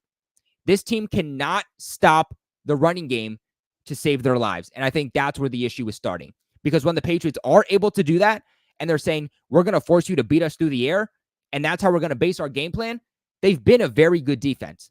But when they're allowing offenses to do, like I said, whatever they want, and it's opening up that playbook significantly, putting opposing offenses in second and manageable, third and manageable, they're just beating up on the Patriots time after time after time. 32 points this week, 40-some points last week. You've allowed over 70 points over the last 2 games, and the 2 games alone. Well, not all that's on. Now, look, last week, not all that was from the defense. But still, at the end of the day, you're allowing over 70 points. It's at least 60 points on defense over 2 games, and that's just from all 32 today was on the defense. All 32. For a team that's just not all 32. The punt return was it? I guess take 7 away from that. But still. It's still not good. Like it really isn't. You shouldn't be averaging there. Like the last 3 games, teams are averaging nearly 160 yards a game, and that's just unheard of for a team like us. Like I said, tackling flat, and it's not it. Believe it or not, the Patriots are actually the second best tackling defense in the NFL. Well, yeah, I saw that, which I didn't. I would love to know how. Yeah, I think it's 6%. It was like 6.2 or something like that. Yeah. How? Or maybe they're not getting situations where they can tackle because the gash is so big that by the time you do tackle him, he's already 40 yards down the damn field. And where did Keion White go? Keion White started hot, but honestly, I think he's cooled down. I think he's become a lot less disciplined. I think they have to play him a little bit less because he's been so undisciplined. But I also think that he's their best pass rusher. So they're finally honing in on him, and they're double teaming him. That's what I was about to say. I think he's commanded the respect because, guys, if you think if he's not a stud, he is very much a stud. But like those first couple games woke other teams up to. There's nobody else on the D line, right? Like that's like saying, oh, Matthew Judon is your best pass rusher, but let's have Matthew Judon and then a bunch of practice squads. I mean, like I seen someone advocating for Matthew Judon to be back here. His sack and a half would have made so much of a difference on our defensive line. I don't think so. I think they need somebody else on the opposite side, or they need Christian Barmore. They need somebody on the defensive line that is going to demand attention other than just Keion White. Because who on this defensive line from a pass rush standpoint are you scared of? Like, I just didn't get the impact. I didn't understand the Uche move. Like, why bring him back and waste money on him? Because he's a situational pass rusher that I've been saying this for fucking years. Yeah. How many years have I said this to you, Colby? And their Patriots fans were advocating for Josh Uche because of that 1 year where by week 8, he hadn't registered a damn sack and then he got 12 sacks. He hasn't done shit since.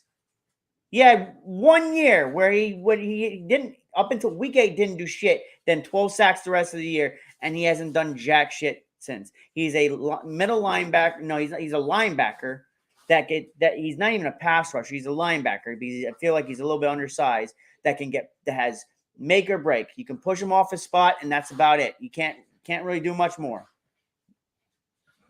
Yeah, you got rid of Matthew Judon because you liked what you I would have rather kept Matthew Judon than Josh Uche. Yeah, I think this pass rush would have looked a lot better. And I think that the pass rush is so bad right now that they're having to find alternative ways to get to the quarterback. They're sending cornerback blitzes. They're sending safety blitzes. 2 weeks ago, we saw Marte Mapu with the safety blitz. This week, we saw Kyle Duggar with a safety blitz. Like, they don't trust their defensive line, so they're having to find alternative ways, which is then not helping out the secondary and their issues to cover. And I think that's part of why the secondary is having issues, is because the pass rush just isn't getting home. And these corners are having to cover for longer than they're supposed to.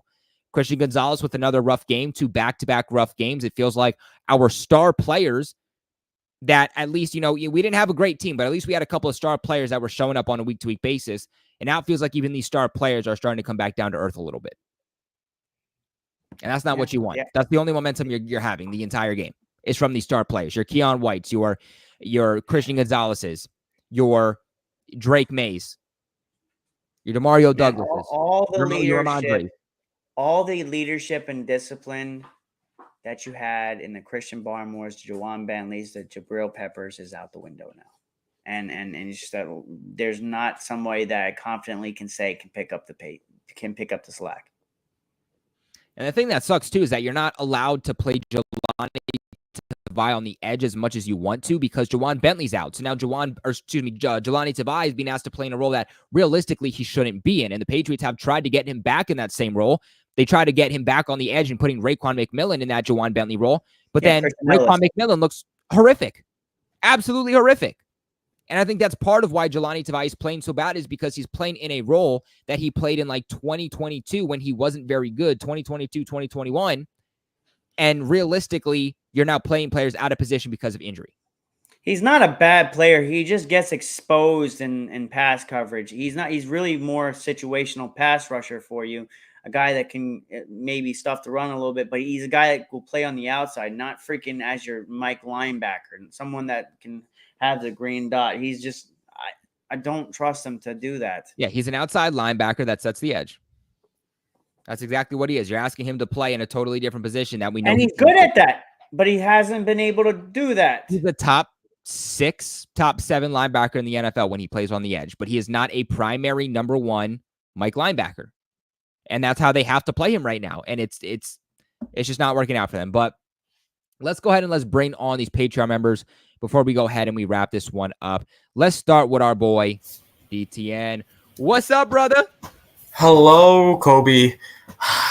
We're back to square one all over again. It seems like we've taken 30 steps back, and I'm starting to think like I saw the press conference. Drake Maye screwed it up again.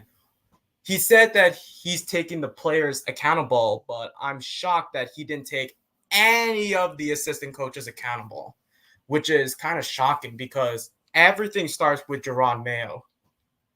And it feels like here we go again. Part 3 of my little rant after that week 5 game against the Dolphins. Like, when will these players realize that you need discipline? There's like no passion, no motivation whatsoever. It's like we just mentally check out. Also, Jalen Polk did so well in training camp that he's not translating anything to the NFL, and that's been extremely shocking. Well, except with that touchdown against Seattle. But other than that, is it because of that touchdown that was reversed against Miami, Polk started to fall out? Because that could have been a possibility. Otherwise, or Mayo's just letting all his dogs go, and all of the players have been going haywire to the point that there's no complimentary blah, blah, blah. There's no teamwork whatsoever. There's no chemistry. There is lack of discipline to the point that Drake Maye needs to get his head out of his ass and realize to the point that the players are starting to speak out on social media, posting stories that are starting to become a distraction. It's like Jalen Polk and Javon Baker, they're like the next Juju and Antonio Brown for the Pittsburgh Steelers. And it's like, oh no, we don't want to deal with that all over again.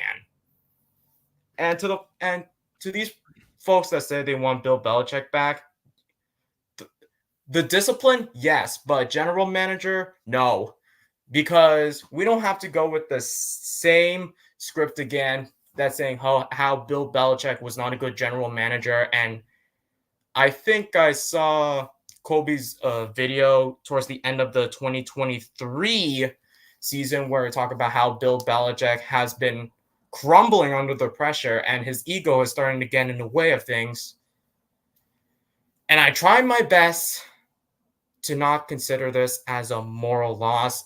And I took your word, Rob. I had to fight head to toe last Wednesday against Richie to prove the fact that the Patriots are trying to grow. The Patriots are trying to make progress. You can't be listening to Jets fans, man. They think that they're throwing darts at a dartboard with Devontae Adams and all this stuff. Look, man. At the end of the day, we know what we were gonna expect from this season. It's gonna be a rebuild. It's not gonna be all glitz and glamour. The only thing the silver lining, the single silver lining we're getting from this season is that the possibility, because I personally think he's the quarterback of the future, but the possibility that you have a quarterback that can set off this team. Now, everything else has to fall in place. Will that fall in place? I don't know. But we have something so far. Don't listen to Jets fans. They think that the model that they're running off of is spend, trade all the assets. Listen, it's all going to come back to bite them in the ass eventually because Aaron Rodgers is 41 years old. He takes one good hit. He's crawling off the field every time he gets hit. Don't worry, man. Don't even pay those Jets fans any mind. Speaking of Jets, the fact that we have to go up against them at home next week, it's like we're going to be back to square one because the defense, I don't know about the defense after the game against the Bills because they didn't look well, but I was curious. I don't know if there's one of the subs that would give us the stats of how well the O-line performed because I don't know. I think we're going to get another combo again because Leighton Robinson is out. I don't know who are we going to put at right guard now with Leighton Robertson out. Yeah, man. Well, hey, DTM, brother, look, we appreciate you for coming in, my man. I better see you. Better see you on Wednesday. We're going to need the backup. Because I'm going to brother.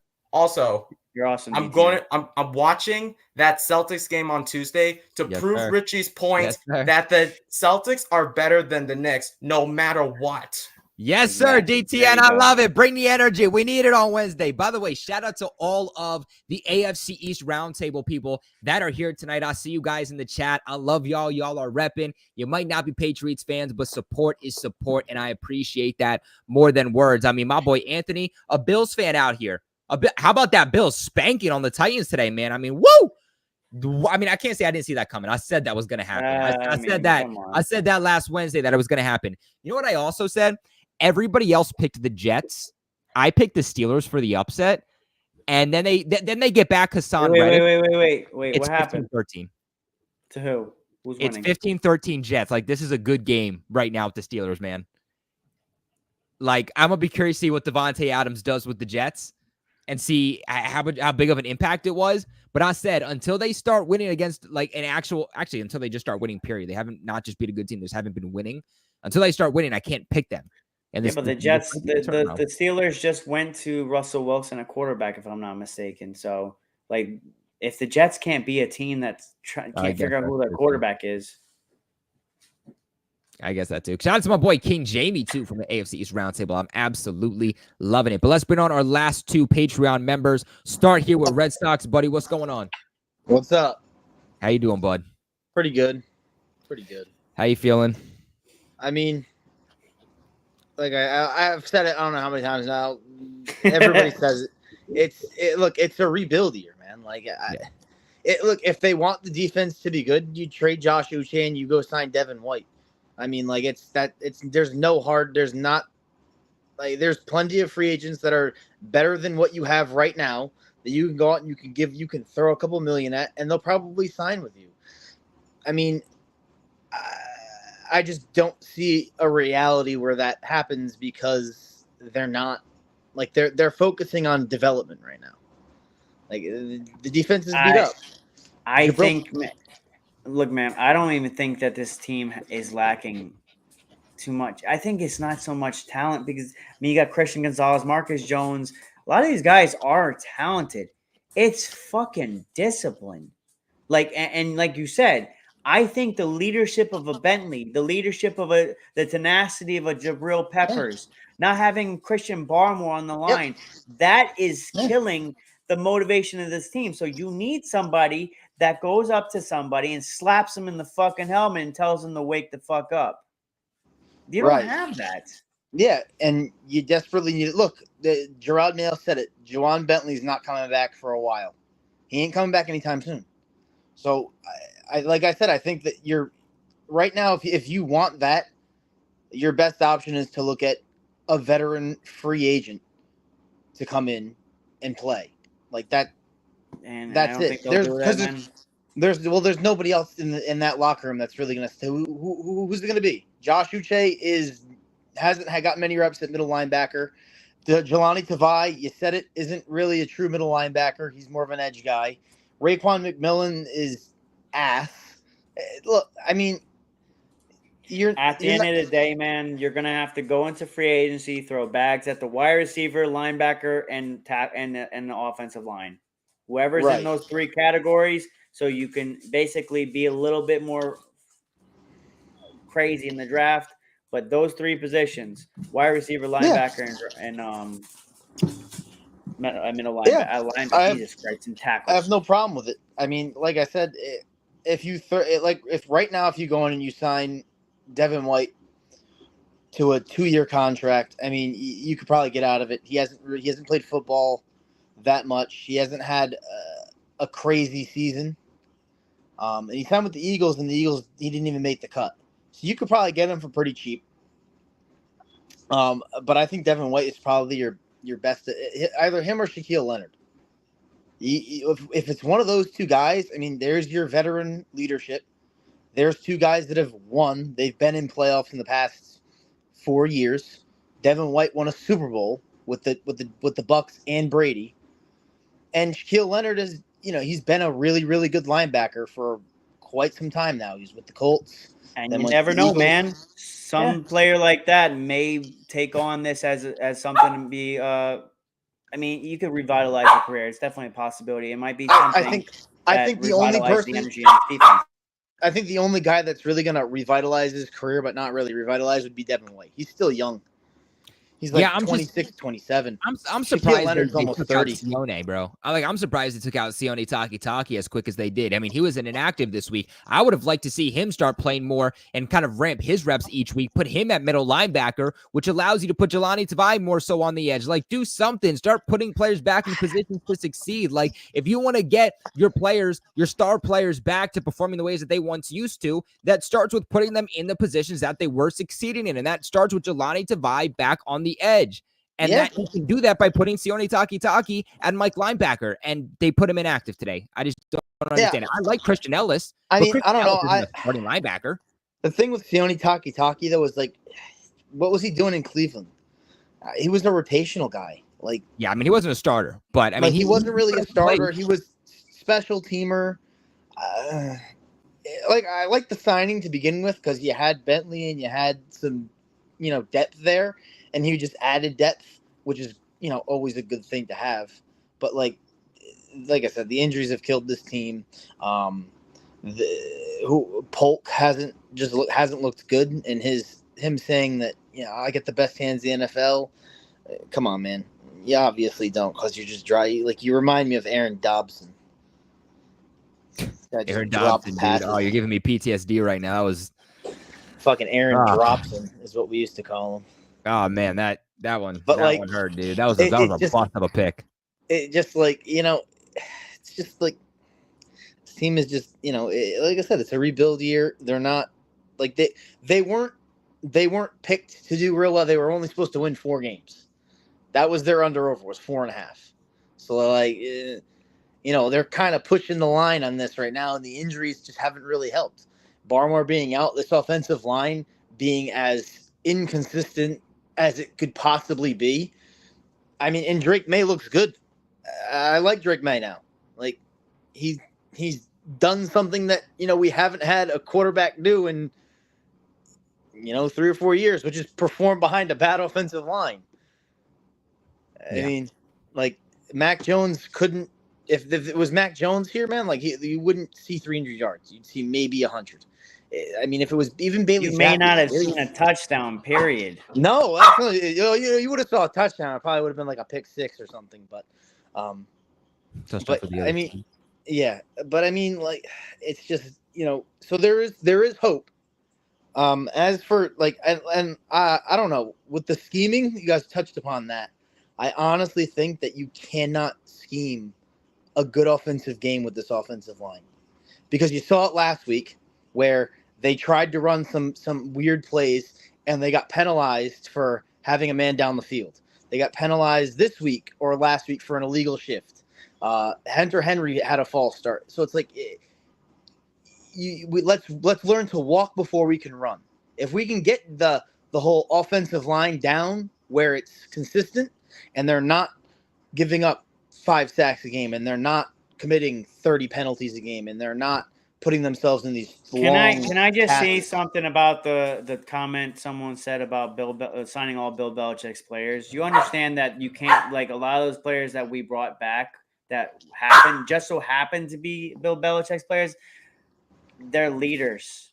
That's why letting them hit free agency. That's why you don't want that much leadership going out the door. I get what you're trying to say, that, oh, why would you slander Bill Belichick, but you brought back a lot. That's a lot of leadership. A lot of those guys are leaders. I mean, Elliot Wolf worked with Bill Belichick for a long time too. So it's, I mean, I don't understand. Like, they've worked together before. Yeah, I agree. But hey, Red Sox dog, we appreciate you so much for coming on in, brother. Really hope that we'll see you next week. Who do we play next week? We play the Jets. Oh, Jets. God, yeah. We're definitely going to need all the Patriots fans to come in because we know that the Jets fans are going to be going absolutely crazy. So make sure, if you're a Patreon member, that you come in, because we need all the Patriots representation that we are going to get. But shout out to my boy, Red Sox, for tuning on in. I always love him. I'm always love hearing that guy's takes. I always just kind of sit back and listen because I let him rant, and everything he says is true. So shout out to my boy Red Sox. The Finkster, what's going on? Hey, what's going on, guys? How we doing? Man, I'm not gonna lie to you. I could be better. I could be better as well. I'm not gonna lie. I mean, I didn't get to be up at 9 a.m. to watch a game, but I watched the replay on the NFL Plus. I'm gonna be honest. After that punt return they had, I turned the game off. I couldn't watch anymore. After that punt return, it just like killed my whole mood for the game. I couldn't watch anymore after that point. Now imagine being one of us that has to basically break down stats and shit for this. And we have to literally watch the slow death of this team. I appreciate y'all's coverage, man. Y'all are like my main go-to when it comes like news and the stuff y'all do. Y'all are my go-to, and I appreciate y'all's work. But I want to at least start this off a little bit positive. I'm loving what I've seen from Drake Maye so far. I mean, Drake Maye, he's making the right reads. He's making the right he's had a couple like mishaps on some like overthrows, not really getting it right where it needs to be, but he's doing amazing. He's shifting around the offensive line that's coming down on him. He's making the reads that he needs to make. It's just, he's the right pick. He was the right pick that we needed to make, and I see that now. But I don't understand what AVP is doing with his scheming. I mean, kind of like what Rob, what you was talking about, how he's trying to call like 20, 25, 30 runs going straight up the middle and we're getting clobbered up there. Like, what are you doing? There were screens that we were doing that we were working. You can do some motions, do something else other than the same thing over and over again. That's just killing you. I didn't like one of his screens to Hunter Henry. What the fuck was that? Yeah, I remember how I guess he was trying to get a little creative there, and no. Do you think that maybe why that's being cute? That's not being creative. That's just trying to look. Hunter Henry's a good down the field guy. He's not. That's not somebody you give to the ball in the flat. Yeah, that's fair. I just don't understand some of the scheming and stuff they're doing. This whole coaching staff is really. It's killing me watching these games. Just it makes me not want to watch because they're just not using the talent that they have, or at least not properly. It just doesn't make sense. And good old God, the defense, all those runs that they were giving up. I mean, like I said earlier in the chat, I don't see us winning many more games. The only other game this season I can see us winning at this point is maybe Tennessee, and that's right after the Jets game. So if we don't win that game, we might be looking at the first overall pick. Yeah, Tennessee. But I hope. I looked it up a little bit ago. I think we're looking at. I want to say we were like at 135 mil, 137 mil as far as total cap space that we're looking into for the offseason. If we don't start throwing some bags out there to some offensive linemen, to some defensive players or something, I'm going to start wondering what this front office is really doing, what their experience is in this whole matter. Because last season, yes, they got some of our leaders back, which was great, but they didn't really do nothing to get in the outside help. If they don't do it this year, I'm going to start questioning what this organization's even doing at this point. My biggest concern is the talent that we're going to be throwing the bag at, because you see a lot of these guys that we see before the free agency market hits, right before the 4 o'clock window. You're like, oh, this guy's going to hit free agency. Contract. So we might have to go trade for a T. Higgins maybe in mid-seasons before the trade deadline. Hey, Colby, it may sound crazy, but if you let this kid hit the free agency mark, you may even get to get him. But if you get him in the building now, would you give up a third-round pick for him, or would you rather take your chances and throw a bag T. at him? Higgins? 100%. You're gonna have to throw a bag at him anyways. But I would rather get him in the building, pay him now, than let him hit free agency, man, because you're going to be in a bidding war. I could see maybe a second-round pick for T. Higgins, but I don't see it doing enough for a third-round pick. I don't see a third-round pick being enough. I think it will, just because I think they've waited too long. Like, if you think about it, he's going to hit free agency if he doesn't get a big contract. And they can't afford him because they got to pay Jamar Chase, so they have to pick one or the other. Yes, I think. I forgot they hadn't signed him yet. I think that time where they could get a second-round pick is officially out of the door. So I think it's kind of brought themselves. Could you make it a conditional third? Could you make it a conditional third that can turn into a second? I could ask for that. I could maybe see that. Maybe. I mean, I just see the way T. Higgins has played over his years in Cincinnati. He's a very good player. That Cincinnati has to know they could get something for him. That's where I'm just kind of like thinking a talented player like him. I don't know if a third is going to be enough. That's why I'm saying maybe a second would do it, but it's possible. Yeah, for sure. But hey, my boy Finkster, I appreciate you for coming on, brother. We are going to see you next week when we go live to break down everything that happened against the New York Jets, man. So we appreciate Catch you later, man. God bless. God bless. Brother. Thank you. But hey, guys, look, your boy has so much homework to still do. And let's see, it's due at 11:59. So that means just over an hour your boy has. We come down on crunch time, though. The channel comes first because you know what? Y'all are there for me and I am there for you. And I appreciate you guys more than life itself. But that is going to end it for today's live stream. Before we head on out, though, again, want to let you guys know about BetUS. Right now, you guys sign up. You use the promo code that you see on the screen, YouTube150. You guys will be locked into an exclusive limited time offer of a 150% sign-up bonus on your first deposit, followed by 125% sign-up bonus on your next 2 deposits, all the way up to $2,000. That is a deal on your first 3 deposits, baby. BetUS has the best things you guys can possibly bet on.